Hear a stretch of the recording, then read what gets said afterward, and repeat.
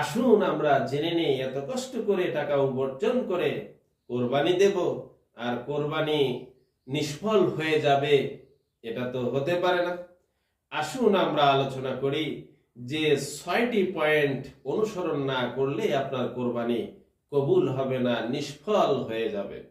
1 নম্বর point হলো অশুদ্ধ নিয়ত করা, অর্থাৎ কোরবানি দেওয়া হয় আল্লাহ রব্বুল আলামিনের সন্তুষ্টির জন্য। যদি কেউ লোক দেখানো এবং মানুষের সন্তুষ্টির জন্য কোরবানি দেয়, তাহলে তাহার কোরবানি নিষ্ফল হয়ে যাবে।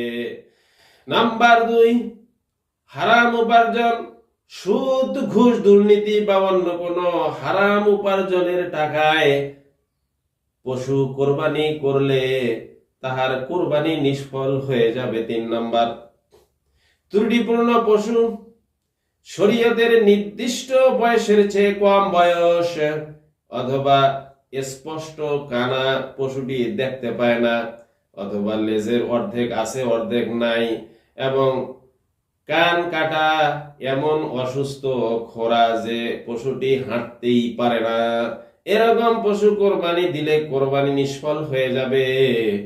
আর আমরা অনেকেই 5 জন 7 জন এইভাবে করে শরিক অনুযায়ী কোরবানি দেই, আর এই শরিকদের মধ্যে যদি একজনের উপার্জন হারাম অথবা একজনের নিয়তে গলদ হয়ে যায়, বাকি সমস্ত শরিকের কোরবানি বাতিল হয়ে যাবে, নিষ্ফল হয়ে যেতে পারে।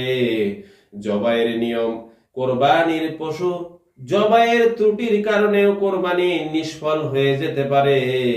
পশুর প্রধান 3টি রগ রয়েছে, ওই 3টি রগ যদি কাটা না পড়ে, তাহলে ওই পশুর গোশত খাওয়াও জায়েজ হবে না, অর্থাৎ কোরবানি তো দূরের কথা, কোরবানি নিষ্ফল হয়ে যেতে পারে। এরপরে অহংকার আর গৌরব। এরপরে 6 নম্বর হলো অহংকার ও গৌরব প্রকাশ করা। কোরবানির পশুর দাম এবং এর গোশত নিয়ে অহংকার করা এবং সমাজকে নিজের প্রতিপত্তি দেখানোর জন্য মানসিকতা কোরবানি নিষ্ফল করে দেয়।